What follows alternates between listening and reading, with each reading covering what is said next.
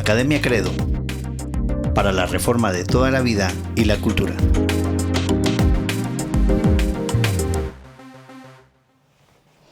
Hola, nuevamente bienvenidos a otro podcast de Academia Credo. Estamos acá para la transformación de toda la vida y la cultura. Qué gusto saludarlos nuevamente y vamos a ir rápidamente. Estuvimos hablando el podcast anterior acerca de Segunda de los Corintios 10, versos 3 al 6. Claro, la idea de toda esta serie es que aprendamos a pensar bíblicamente y que tengamos pues el fundamento bíblico para el todo de nuestra vida, ¿no?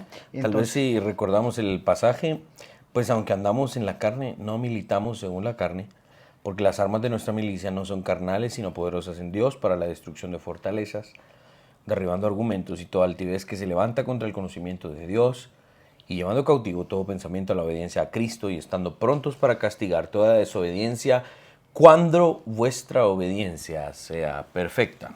¿No? Tratamos un poco del género epistolar, tratamos un poco de lo que se refería a la primera carta de Pablo a los Corintios, advirtiéndoles un regaño santo, intentando corregir las inmoralidades que existían en la iglesia. Para edificación, ¿no? Exacto. Terminamos hablando acerca de la autoridad de Pablo que él está defendiendo en su segunda carta a los Corintios. Defendiendo no en el sentido de no querer perder el trabajo o el chance, como decimos en Guatemala. O de victimización, ¿no? Exacto, sino que Pablo decía, esto es para vuestra edificación. Y si ustedes rechazan la autoridad espiritual que se me ha dado, dice Pablo, será para su destrucción. Eso es lo que estamos viendo ahorita, ¿no? Sí, aclarando otra vez, la autoridad eclesiástica, todo líder que nos está escuchando, el propósito de su liderazgo es para edificación. Gloria de Cristo y edificación de la iglesia. Eso es importante. Entonces, y también todo miembro de la iglesia debe entender que su posición también, bajo autoridad, es precisamente también para edificación, ¿no? Al final es para edificación de todos y en primera instancia para la gloria de Cristo, ¿no? Como teólogos del pacto, ¿no? Y que obviamente nos hemos dedicado al estudio y al desarrollo del pensamiento reformado, una de las cosas que siempre vamos a buscar en los pasajes es la historia de la redención. Vamos a estar buscando el concepto redentor, si lo quieren ver así, la referencia a la salvación, y aquí no es la excepción, ¿no? Al igual que todo pasaje, la estructura del pacto sostiene el significado de lo que estamos leyendo. Pablo hace referencia, aunque andamos en la carne, utiliza la frase, y de hecho lo utiliza más de una vez en ese mismo capítulo. Esto es un recordatorio de un estado en el que aún no hay perfección, ¿no? Este es un recordatorio o una referencia al estado caído del hombre, ¿no? Lo débil y caído del hombre está aquí puesto como premisa de la resolución de lo que llamaríamos el concepto redentor o la referencia a la redención, ¿no? La historia de la salvación o la redención se repite constantemente, no solo en la Escritura, sino en nuestra vida, ¿no? La historia de la redención a nivel macro es lo que creemos, a nivel general, es la sanidad de toda la creación, del orden creado, como lo profetiza en alguna medida Pablo en Romanos 8, ¿no? En términos individuales, esto significa cuando el pecador recibe perdón y es justificado, y también en situaciones o esferas más pequeñas, por ejemplo, cuando hablamos de redimir la educación, redimir la cultura, ¿verdad? ¿Qué significa eso? Es restaurar lo que estamos viendo, leyendo, actuando e involucrándonos, restaurarlo a su propósito original, a su sentido original, a su sentido bíblico y santo, y esto es así como sucede con todo lo demás, ¿no? Quisiera hacerte ahí una pregunta y que para que pudieras desarrollar, porque obviamente quisiera aclararlo para nuestros oyentes. Cuando hablamos de historia de la redención, estamos hablando, en este caso el ejercicio que estás haciendo es cómo vemos en este pasaje bíblico esa condición redentora, ¿no? ¿Cómo nos explicas o cómo hacemos para aquellos que en algún momento nos es difícil leer un pasaje y ver ahí la historia de la redención? ¿Cuál sería de alguna manera un buen ejercicio o algún buen consejo para que cada pasaje que leamos de la Escritura le encontremos esa historia de la redención? ¿O cuál es la idea de la historia de la redención en los pasajes bíblicos cuando leemos? En este caso estamos leyendo un pasaje de Pablo a Corintios, donde pareciera que está hablando de otra cosa y al final de cuentas sí lograr sacar esa idea de la redención en un pasaje. Sí, recordemos que la historia general de la Biblia, y esto hay que asumirlo de acuerdo a tu escuela teológica, ¿no? A tu presuposición de la unidad de todo el texto, ¿no? La historia, el hilo que hilvana o el hilo conductor de todo el texto, de Génesis 1 hasta Apocalipsis 22, creemos que es la historia de la redención. Ahora, esto es una conclusión a la que se llega leyendo el texto. El texto de por sí nos va a dar, digamos, esta historia general. Algunos teólogos la han definido como la historia del cristianismo, es la historia de la creación, la caída, la redención y la glorificación de Cristo, ¿no? La historia de otras cosmovisiones es diferente, ¿no? En uno de los cursos que damos en esta academia, en el tema político y cosmovisional, hablamos precisamente que la historia, por ejemplo, del ateísmo es la historia de una explosión, de la nada, ¿no?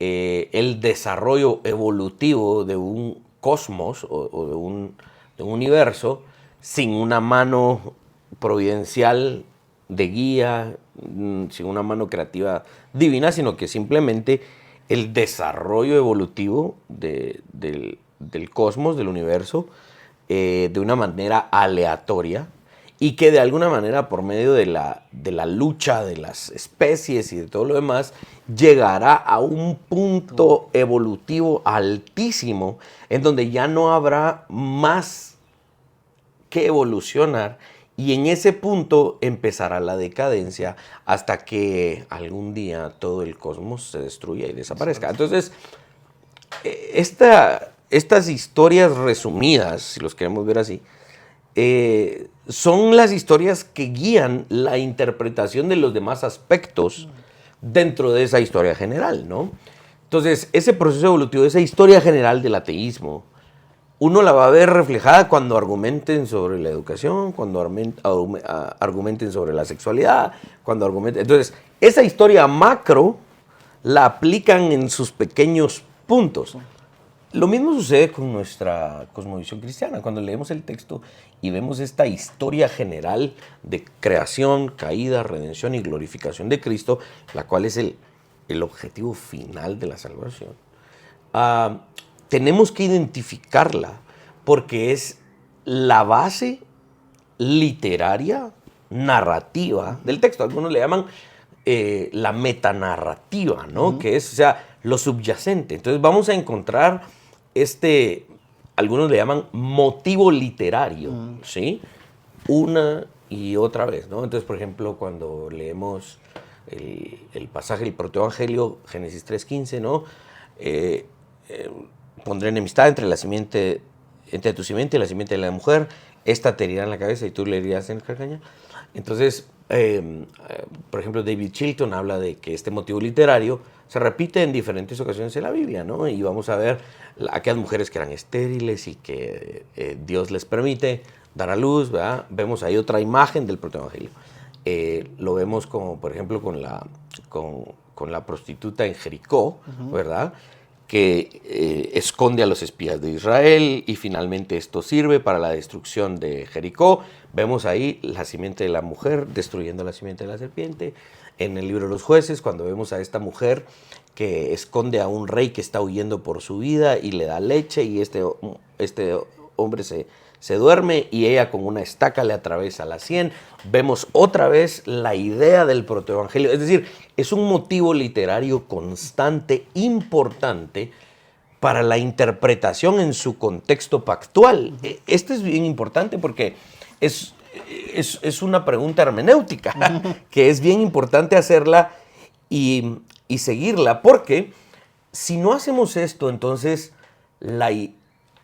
estaríamos diciendo que un pasaje está desencajado con la historia de la redención. Sí, la Biblia habla de la historia de la redención y esta es la historia de Cristo y las genealogías y la nación de Israel que sirvió para preservar a la simiente de Cristo hasta que este vino y se encarnó y todo lo demás. Pero este pasaje no habla de eso. Entonces lo desencajamos, ¿verdad? Entonces lo que realmente estamos haciendo aquí es reconociendo una vez más la unidad total del texto. Y todas las teologías diferentes buscan hacer este ejercicio, buscan la unificación del texto. Una teología liberal va a buscar la unificación del texto por medio de un análisis científico. Una teología de la liberación va a buscar la unidad del texto por medio de la lucha de las clases y los lentes marxistas, ¿no? Una teología dispensacional va a buscar la unificación del todo el texto por medio de su estructura dispensacional, ¿no? Una estructura que, yo sé de paso, se forma fuera del texto y después se impone al texto, cosa que no creemos. Lo mismo sucede con una teología de la prosperidad, lo mismo surge con el dogma de la Iglesia Católica y el cuerpo del magisterio de la Iglesia. No se puede entender el texto fuera de los lentes del magisterio de la Iglesia. Es decir, todas las teologías van a hacer referencia a su elemento fundamental. ¿Por qué somos teólogos del pacto? Porque creemos que el pacto emana de la Escritura. Y aquí, en este texto, este pasaje que acabamos de leer, vaya si no, Pablo está haciendo referencia a algunos elementos. Por ejemplo, miren Corintios, yo estoy en pacto con ustedes. Y nosotros estamos en pacto con Cristo. Y hacen referencia al tema de la carne y todo lo demás. Andamos en la carne. Esa es una referencia al menos a uno de los elementos de la historia de la redención. Entonces, es bien importante, pienso yo, y Eddie está aquí testigo en la congregación que dirigimos. Tenemos el privilegio de pastorear y todo. Hacemos este ejercicio constantemente. Los boletines y los bosquejos que le damos a la gente siempre llevan el pasaje y la referencia a la historia de la redención. Y esto tiene también aplicaciones muy prácticas, ¿no? Si tenemos un nuevo creyente, nos aseguramos que a la hora de hacer referencia a la historia de la redención en un pasaje, nos aseguramos de predicar el Evangelio otra vez, ¿verdad? Una y otra vez. No sé si eso responde. Sí. Solo para aclararlo aquí, ya, entonces es como ponerse unos lentes y buscar en el texto que leímos, o sea, y no es sacar de contexto, no es sacar de contexto, porque lo que estás diciendo es encontrarle la armonía a este texto en la narrativa completa de la Biblia.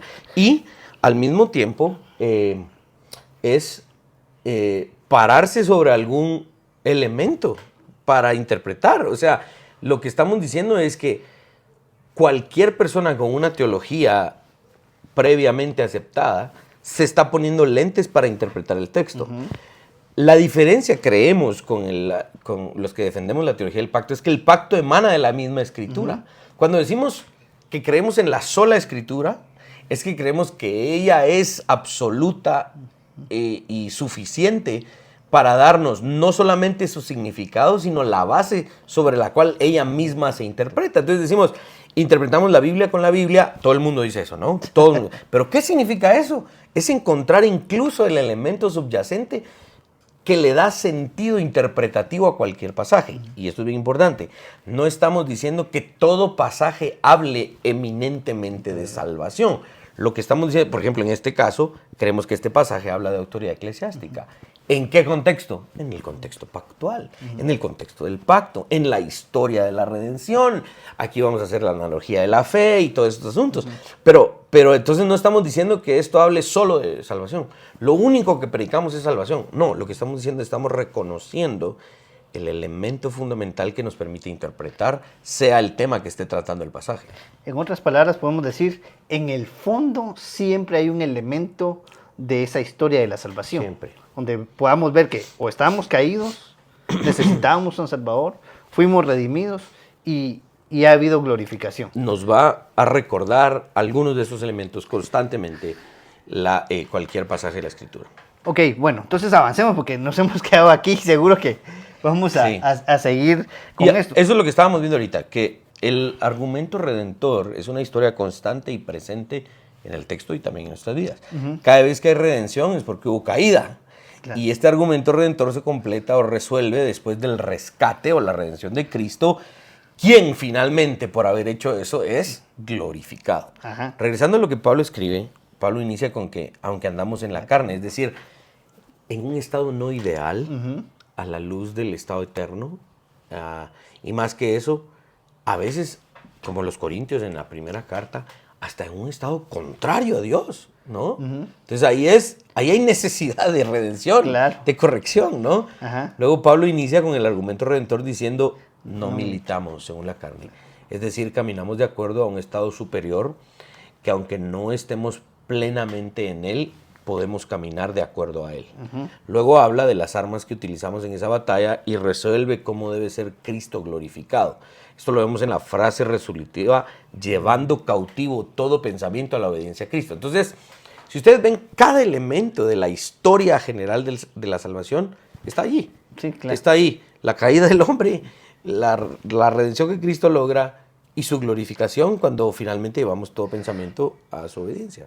Claro, entonces, en conclusión, no podemos escapar de ese marco de acción de la redención. Exacto. En estos pasajes bíblicos. En términos hermenéuticos, ¿verdad? Okay. Entonces, por eso es que, muy buena la pregunta, sé que nos extendimos un poco, pero es finalmente, cuando apliquemos esto a nuestra cultura hoy, ¿cómo vemos la cultura hoy?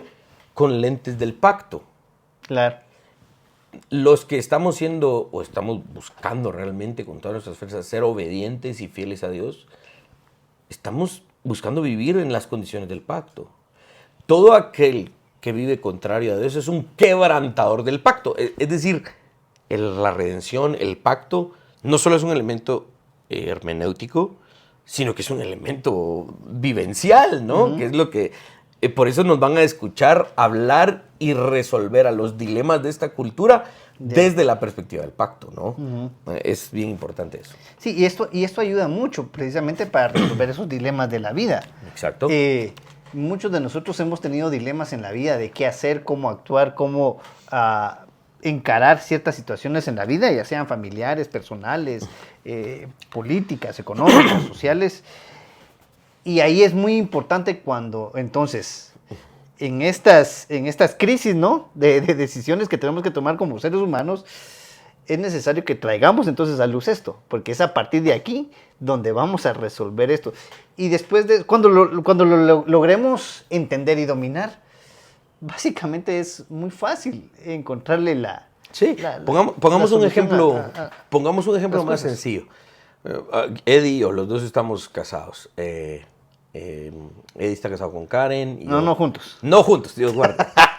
Cruz. Eddie está casado con Karen y yo con Cindy. Los dos tenemos 2 hijos, ¿verdad? Mis hijos son Josué y Lucas. Los hijos de Eddie son Belén, Ethan, Isaías. Ok, cada vez que yo tengo que tomar una decisión, ¿no? Digamos que tengo que comprar algo, voy a gastar en esto, voy a gastar en lo otro. ¿Y qué pienso? Pienso en qué me va a decir mi esposa, nos va a afectar nuestro presupuesto. Voy a meterme a estudiar una maestría, ¿no? Ahorita estoy intentando seguir con mis estudios de la maestría en estudios bíblicos en el Seminario Teológico Reformado de Birmingham, Alabama. Entonces digo yo, bueno, ¿cuánto tiempo me va a quitar esto de mi familia? Si voy a pensar en comprar una casa. ¿En qué estoy pensando constantemente? En mi pacto con mi esposa, con mis hijos.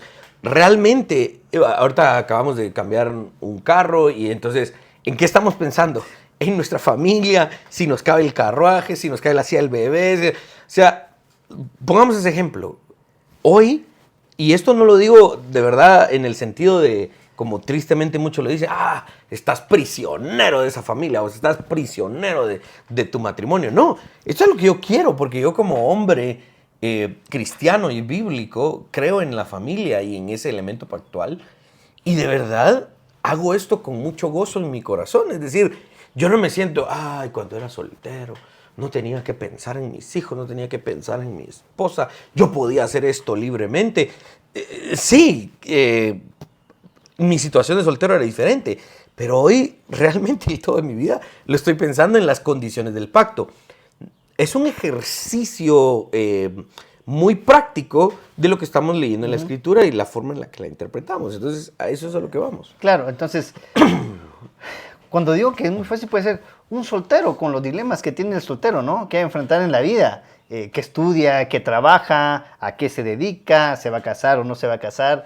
Todas esas dinámicas las va a solucionar a la luz de esta historia de la redención. En primer lugar, bueno, estamos hablando del que es cristiano, ¿no? El que no es cristiano, pues que estamos hablando de otra cosa, ¿no? Pero el que es cristiano, el que le ha entregado su vida a Cristo, el que lo ha reconocido como su Señor y Salvador, no se puede ligar, precisamente por lo que hablábamos en el podcast anterior, su cristianismo no se puede ligar de todo esto. Está en pacto. Claro, entonces, como él está en pacto, él tiene que entender la historia de la redención, que él ya no está en pecado, como lo dice Pablo acá, aunque si bien anda en esta carne, ¿no? Ya no milita según esta carne. Entonces, sus decisiones las va a tomar de acuerdo a esta precondición, ¿no? Entonces, ¿por qué estudia lo que estudia? ¿Por qué no hace lo que ciertas cuestiones, ¿no? Y tal vez también, veámoslo así, el soltero cristiano, ¿no? Está casado, tal vez no tiene todos estos compromisos que nosotros los casados sí tenemos.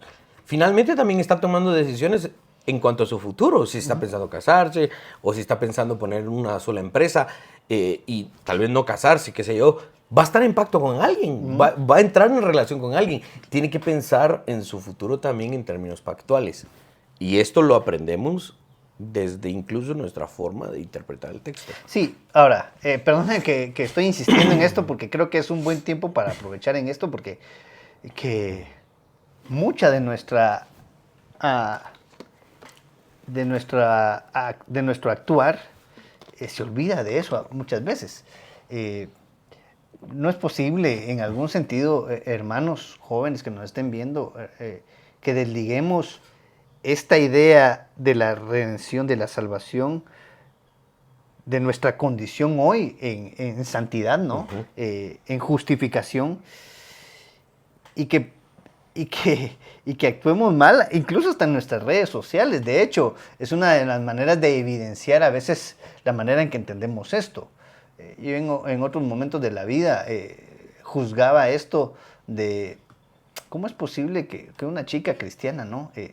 Salga con unas fotos que no son apropiadas para los términos de una chica cristiana, ¿no? Enseñando de más, ¿no? En una foto así en redes sociales. Y podría decir en algún sentido que lo triste es que debajo de esa foto hay un versículo bíblico, ¿no? O sea, seguro que hemos visto algunas, mira, esta chica no puede ser. Y un versículo bíblico, el Señor es bueno conmigo, y un versículo...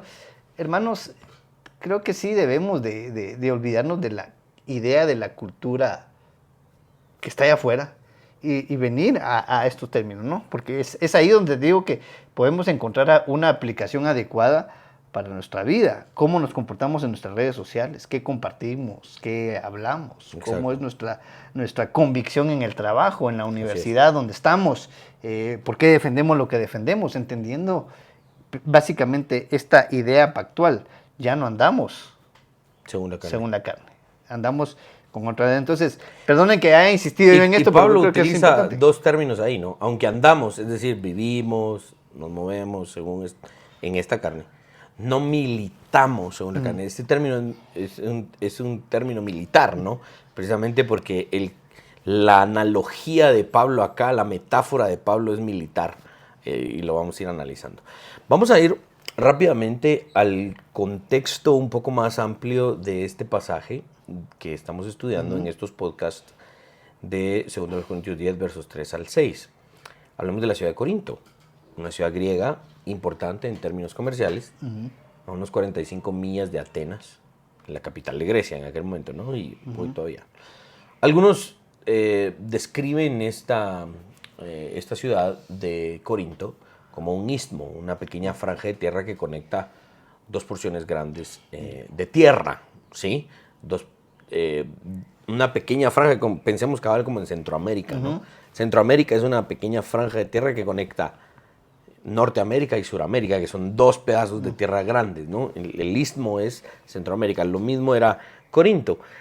Los barcos llegaban a Corinto y descargaban la mercancía y la transportaban por tierra, como unos 8 kilómetros aproximadamente, medía todo el recorrido, ¿no? Para luego cargarla en otro barco que entraba ya al Mediterráneo y se iba. En el primer siglo habían dos opciones. O pagabas para transportar tu mercancía a través de Corinto, o te atrevías a una travesía prácticamente suicida para rodear la tierra y buscar salir al Mediterráneo. Eso era un viaje carísimo y súper peligroso. Casi todos buscaban atravesar Corinto porque el rodear el mar en esa tierra era un viaje largo, costoso y obviamente peligroso. Esta situación convertía a Corinto en un lugar hoy como Panamá, ¿no? Sí. Panamá, yo he ido algunas veces a Panamá y es cabal eso, ¿no? Un lugar muy codiciado precisamente, en donde se movía muchísima mercancía y muchísimo dinero. Sí, y estos lugares obviamente dan para mucho, ¿no? Exacto. O sea, ahorita que mencionabas el hecho de Panamá es tan importante porque atravesarse allá abajo por Sudamérica, ¿no? Ese mar de Drake que le llaman allá abajo es terriblemente peligroso y los barcos cruzar por allá es básicamente decir, me voy a enfrentar con la muerte. Mejor es importante cruzar como en un lugar como Panamá, ¿no? O sea, ¿para qué? Sí. Entonces, básicamente Corinto era algo así, sí. Era en algún sentido era la opción, ¿no? La única opción. Hombres de negocios amaban ir a Corinto no solo por las ganancias, sino que también por las atracciones y placeres.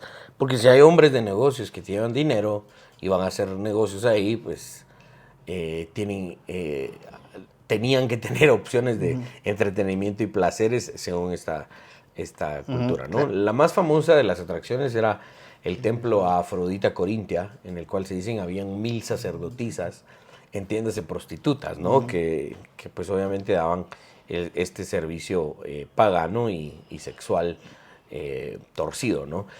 El culto era pues, básicamente una inmoralidad sexual que lógicamente resultaba de esto.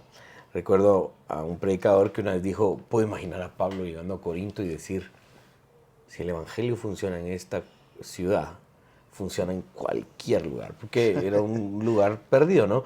Y me gusta mucho esa ilustración, decirlo de otra manera. Las Vegas, Nevada, no le llegaba ni a los tobillos a lo que Corinto era, ¿no? Y el evangelio triunfó en Corinto. Estas dos cartas finalmente son un ejemplo de eso. El evangelio prosperó en la ciudad de Corinto y esta pequeña, o no sabemos si más grande iglesia, es la prueba de ello. La primera carta más en un tono de regaño y la otra un poco más en un tono de gozo por el progreso de los miembros de la iglesia en su caminar cristiano. Esta iglesia, Pablo la fundó después de sus difíciles experiencias en Tesalónica, Berea y Atenas, según Hechos 17. Fue la ciudad donde Pablo llegó a trabajar haciendo tiendas junto a una pareja de creyentes llamada Aquila y Priscila. Y en esa ciudad Pablo discutía todos los días de reposo en la sinagoga, persuadiendo a judíos y griegos de acuerdo a lo relatado en los primeros versos del capítulo 18 del libro de los Hechos. Este es el contexto, digamos, de esta ciudad a la que Pablo le está escribiendo. Sí, porque es importante entenderlo, porque de alguna manera, ahorita que lo mencionaste, el evangelio va a triunfar, pues la palabra de Dios, que es poderosa, va a hacer su función y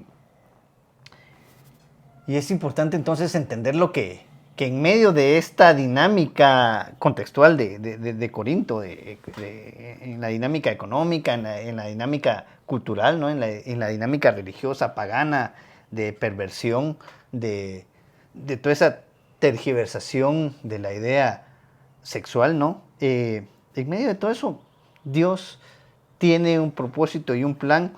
Así que, otra vez, tratando de ser consistente con lo que decimos, no hay manera, hermanos, que hoy nosotros tratando de sacar una idea en medio de la situación en la que estemos, ahí debemos de confiar que Dios va a hacer una obra, Dios va a trabajar. Por muy difícil que veamos, no nos cansemos de traer la palabra de Dios. Este es el punto cabal aplicativo que yo quería mencionar en este podcast. Finalmente, Pablo en la primera carta vio los terribles pecados, ¿no? de la iglesia de Corinto. En la segunda está reconociendo el progreso en alguna medida y también está defendiendo su autoridad apostólica. Pero Pablo lo está haciendo con la misma estrategia del evangelio. Y esto hay que aplicarlo. O sea, Pablo en la ciudad más corrupta, perdida y torcida probablemente del Imperio Romano, probablemente Corinto era una ciudad aún más perversa e inmoral que Roma misma, ¿no? En ese momento en donde estaba el emperador y todo lo demás. Allí Pablo no utiliza otra estrategia, utiliza la misma, utiliza el evangelio. Y esto es una de las cosas que hemos estado hablando en los podcasts. ¿Cuál es nuestra movida? ¿Cuál es nuestra estrategia? ¿Cuál es la estrategia de avance para la conquista y la transformación de esta cultura? Es la misma, es el evangelio, viene por medio de la obra del evangelio. Y esto es lo que estamos viendo aquí en Pablo. Por eso estamos describiendo el contexto de esta ciudad y pareciera que estamos describiendo nuestra cultura hoy. Claro. Estamos describiendo nuestra cultura hoy que está llena precisamente de todos estos asuntos inmorales. Hasta nuestros gobernantes abiertamente proclaman vivir en estas inmoralidades y la gente vota por ellos y la gente los apoya y todo lo demás. Esta es una cultura corintia en alguna medida. Claro. ¿Sí? ¿Y cuál es nuestra estrategia para conquistarla y transformarla? Disculpen por lo que voy a mencionar, pero no es la psicología, no es el tema del coaching.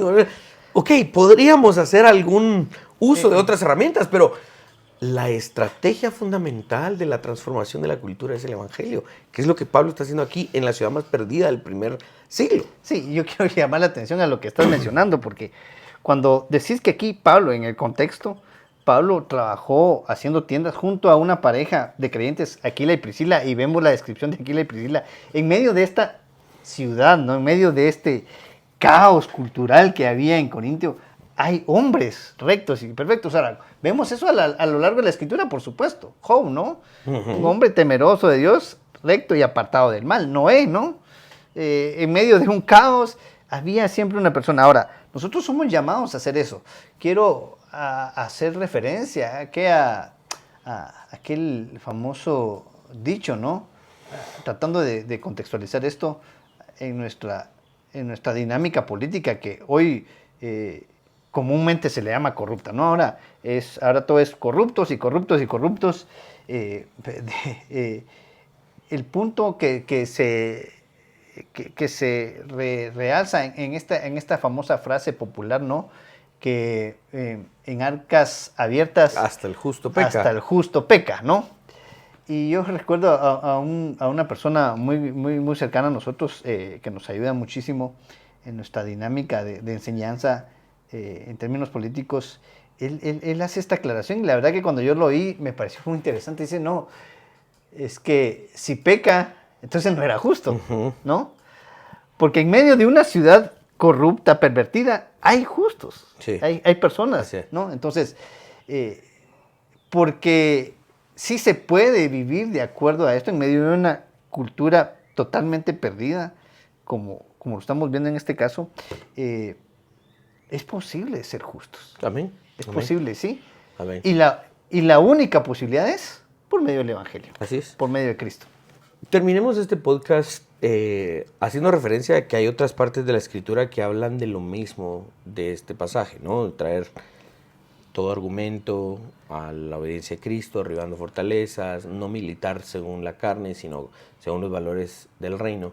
Veamos 1 Timoteo capítulo 6, versos 20 y 21, que dice, oh Timoteo, guarda lo que se te ha encomendado, evitando las profanas pláticas sobre cosas vanas, y los argumentos de la falsamente llamada ciencia, la cual profesando algunos se desviaron de la fe. La gracia sea contigo. Amén. Es tan relevante esto porque casi que sin interpretación podríamos hablar precisamente de esto, ¿no? Hoy nuestros gobiernos y en todo el drama todo el drama y el engaño de muchas cosas con respecto a la supuesta epidemia del COVID y todo lo demás. Aquí precisamente vivimos eso, la falsamente llamada ciencia y todo ese tipo de asuntos, a la cual profesando algunos se desviaron de la fe. Pablo está hablando precisamente de esto en otra de sus cartas y en otras partes de la Biblia vamos a encontrar esto. Traer los argumentos falsos a la audiencia de Cristo es uno de nuestros objetivos y lo estamos viendo a la luz del contexto de 2 Corintios, donde Pablo está defendiendo su autoridad eclesiástica, en donde esta autoridad eclesiástica es para el beneficio de la gente. Y vamos a llegar a la conclusión, solo porque me pica la lengua, lo vamos a decir y lo vamos a desarrollar en los podcasts posteriores, no se puede pensar con claridad en un mundo en donde no hay una autoridad establecida en sus ámbitos de acción, y esta autoridad establecida es divinamente delegada, divinamente establecida. Los padres de familia han sido establecidos divinamente en su familia, los pastores, ancianos, presbíteros, obispos, como le llamemos, han sido divinamente establecidos en la iglesia. Y el magistrado civil, según Romanos 13, ha sido establecido divinamente en la función civil. Entonces, este es el contexto, esta es la forma de traer abajo los argumentos en un orden establecido de autoridad que vamos a estar analizando más en próximos podcasts. Sí, bueno, vamos a dejarlo hasta acá. Casi 40 minutos. Sí, hay bastante que hablar de todo esto. Hemos intentado de alguna manera traer ejemplos prácticos para nuestra vida, y seguro que algunos de ustedes han de tener dudas en algunas dinámicas que están viviendo en la familia, en la iglesia, algo así. Pero es importante porque no nos podemos escapar de la dinámica eclesiástica, no nos podemos escapar de la dinámica familiar y tampoco nos podemos escapar de la dinámica civil, ¿no? Somos parte de un estado civil donde debemos, al final de cuentas, interactuar. Entonces, a la luz de esto, debemos de pensar con claridad, no con ideas de allá afuera, sino con las ideas que la Escritura misma nos da para vivir. Amén. Dios les bendiga. Hasta la próxima ocasión en la que nos veremos y seguiremos desarrollando todas estas ideas. Dios les bendiga. Suscríbete y comparte. Reformemos juntos toda la vida y la cultura.